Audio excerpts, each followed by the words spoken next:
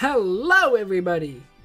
Infernape Shinjo here, and welcome back to another top 10 on my channel. For someone that's played the Pokemon games for a long time, you know exactly what to do. Get your team, grind through the game, battle the Elite Four, and then face off against the champion. Some of these champions are a little bit harder than others, and a lot more of them have become infamous because of that. And today, I'm going to be counting down my top 10 Pokemon champions. Now keep in mind that all of this is strictly my opinion, just because I think that a champion is in a specific spot doesn't necessarily mean that you have to think the exact same. And since we've only been through 7 generations of Pokemon at this point, I had to pull a couple of strings on what defines a champion, and because of that, I was able to find 10. But without further ado, let's start this countdown. Honestly, Diantha started out promising. Had some sort of connection with Lysander, an all-around decently balanced team, unless you have Pokemon X, otherwise you could just run through half of her team, and a Mega Evolution that actually fits with her character to an extent. Because Mega Gardevoir's dress almost looks like what Diantha is wearing. But unfortunately, she has the misfortune of being known as one of the easier champion battles. And on top of a game that's already been claimed to be easy like X and Y, that is not a good sign. Sad to say, but I think Diantha actually had more of a purpose in the anime than she did in the games. So I hate to say it, but with a game that's claimed to be easy like X and Y because of the experience share, Diantha was just could have been the last straw for a lot of people. Wallace is a very interesting character and has flamboyance levels that match Maximilian Pegasus. But his story is kinda strange. In Ruby and Sapphire, he's the last gym leader that you face, and then in Emerald, he's the champion. And as far as I remember, there's little to no explanation for why he's the champion. But regardless, most of the time with champions, you meet them along your journey, and it ends up in that climactic final showdown. You don't really do that with Wallace.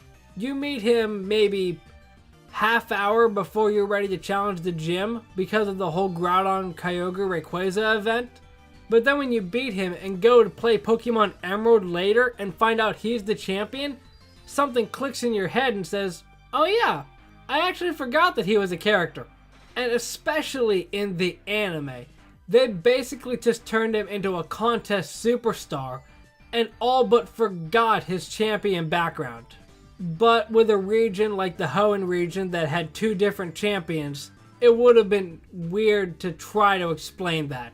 So unfortunately, Wallace is one of those champions that you forget is actually a champion. Now this is one of the exceptions that I had to make. Even though Drake isn't actually a champion, he is the leader of the Orange Islands, which is an anime exclusive arc. But since there are fan games dedicated to the Orange Islands series, and because Drake is quote unquote a champion, I decided to include him on the list. Like Diantha, Drake has a very diverse team. A Gengar, Ditto, and of course his ace Dragonite, to name a few.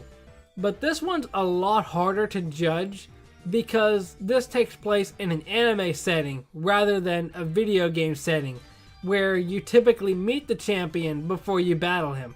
But much like Wallace, you don't really meet Drake until you're almost ready to battle them. But let me just say that the battle between Ash and Drake is very nostalgic, obviously.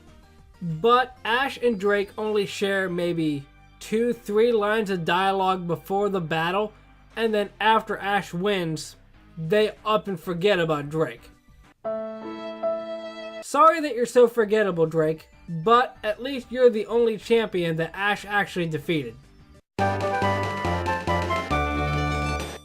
Like Hoenn, Unova decided to do the whole 2 different champions thing, and in Black 2 and White 2, Iris was the final battle that you faced.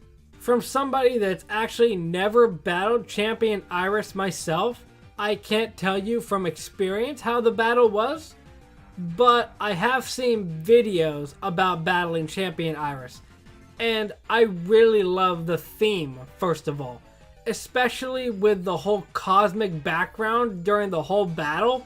Especially since she has powerful dragons like Haxorus and I want to say she has a Kingdra as well. It's just cool to see Iris's progression from Black and White being a gym leader to working her way up to become a champion. The one thing that holds her back from making it any further on the list, unfortunately, is that we never saw this kind of development in the anime. I remember back in the Unova days where everybody was speculating that Ash was going to have to face off against Iris when he got to the gym, much like he eventually faced off against Misty after traveling with her for a little bit. And I feel like they could have done the Unova anime so much better if they would have built Iris up to first becoming a gym leader that Ash gets the badge from, and then eventually Ash gets to the Unova League, and instead of his pathetic way that he lost, he works his way up and faces Champion Iris in the final round. Now, of course, they would have to have Iris win in that case because Ash can't win a league, but that's still a little bit of wishful thinking on my part. Now, like I just said, Unova had 2 gym leaders, and unfortunately, those 2 gym leaders end up being back-to-back on this list. And honestly, the complaints that I had with Wallace and Drake are somewhat alleviated with Alder, because what they did wrong, he did right to an extent. Unlike Wallace, you do meet Alder a few times during the game, and though you don't actually battle him, you do end up reaching that climax of the Pokemon League where he's there. But the only problem with that is that you don't actually get to battle him until post-game. Thanks to Team Plasma attacking the Pokemon League and defeated Alder and took his crown away from him, and you have to battle N with his legendary dragon. And while I was considering putting N on this list, I decided against it because they never flat out say that N becomes the new champion. The things I like about Alder is you interact with him early on in the game, but unfortunately you don't get to battle him at the time that you would battle typical champions because of Team Plasma, which in every other game the evil team has already been taken care of by the time you're at the Pokemon League. And while the whole concept of champions is a bit more vague in the Pokemon anime, I do like the storyline that they did with Alder, with Trip, and Ash, but unfortunately it doesn't really go anywhere because Alder just schools Trip in a battle and then he just becomes another Brock. I really like Alder's idea on how to raise Pokemon, but unfortunately that's not gonna get him any higher on this list. And here's the other string that I had to pull in this video.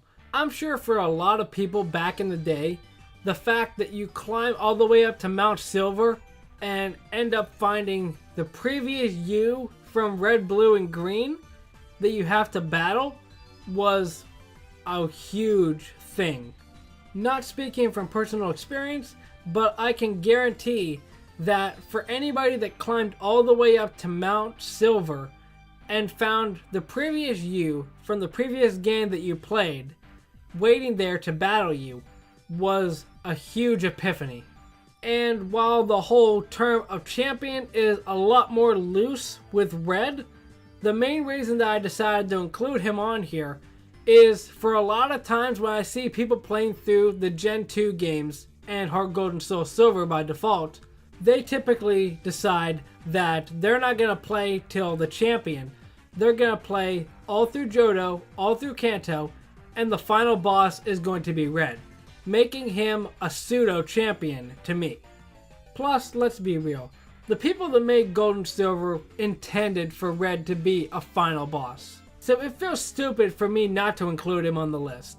Red's just an iconic character in the Pokemon franchise, obviously being the first player character that you could play as. And the fact that when you battle him on Mount Silver, he has all 3 fully evolved starters, as well as his signature Pikachu. That's just super cool. Speaking of Johto, next up on the list is Lance. Now a few of you may be wondering what sets Lance apart from Red, because both characters you see in the Gen 1 games, and then again in the Gen 2 games. And for me, the difference is that when you first face off against Red, you find out that he's you from the previous game. So the initial shock of, oh my gosh, I'm battling myself, is definitely one to keep in mind. But with Lance, you battle him in the Elite Four in Kanto. And you meet him a couple of times, even taking care of the Rocket Hideout with you in the Johto region, eventually coming up to face him as the champion. Personally, I think Lance as a character has a bit more backbone to stand on than Red, because Lance actually has dialogue involved in the Gen 1 and Gen 2 games. Whereas Red doesn't have any dialogue because he's supposed to be you from the previous game. And as Lance puts it in the Gen 1 games when you battle him, dragons are fierce. And they know that they needed a trainer to symbolize the awesome power of dragon types, which at the time were virtually indestructible. And I feel like Lance captures that feeling of overwhelming power so well. Of course, you know he had to make his grand debut sometime, right? Like I already mentioned, in the Hoenn region, there were 2 champions, Wallace and Steven. And for me, Steven just represents the true power of a champion better than Wallace.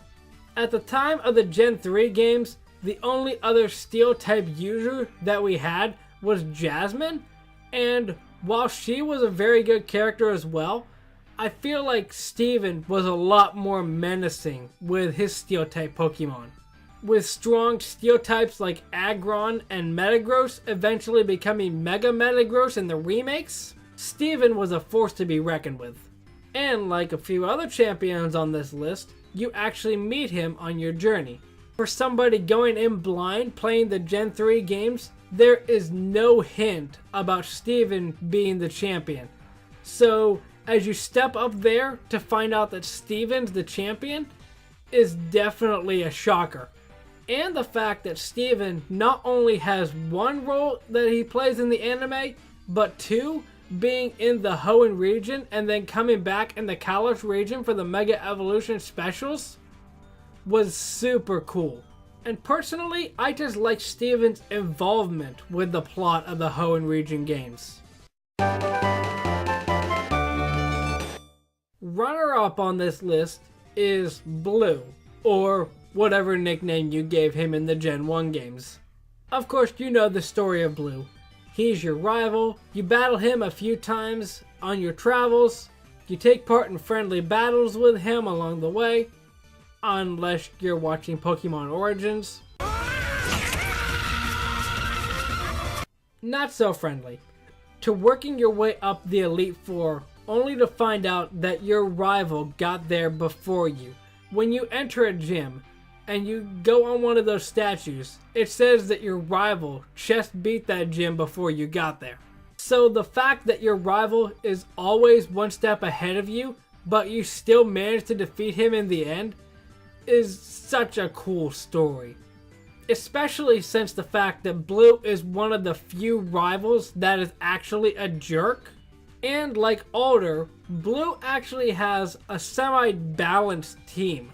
He doesn't focus on one major type like Steven or Wallace. For a jerk rival like Blue, it's just so nice for him to get his comeuppance and lose at the champion throne. And speaking of trainers with balanced teams, yeah, I knew this one was gonna be number one the instant that I made the notes for this video. I'm not sure what you can ask for more. Cynthia has huge involvement in the story, a lot of involvement with the Distortion world in Platinum, and she even helps you out along your way on the journey, giving you cut and leading you to her grandmother. And like other champions, there's little to no foreshadowing that she's the champion of the Sinnoh region until you get there. It's just a nice surprise to find out that the person that has been helping you this whole time is the champion that you have to face in your final battle. And especially being the first female champion as well. Iris and Diantha can try, but I personally don't think they can stand up to Cynthia. Her team has so much diversity with powerful mons like Lucario, Togekiss, Garchomp, Milotic, Spiritomb even. She has so many powerful mons from the Gen 4 region. And when it comes to Pokemon champions, Cynthia is always the one you hear people talking about. I lost to Cynthia again, guess I better go train.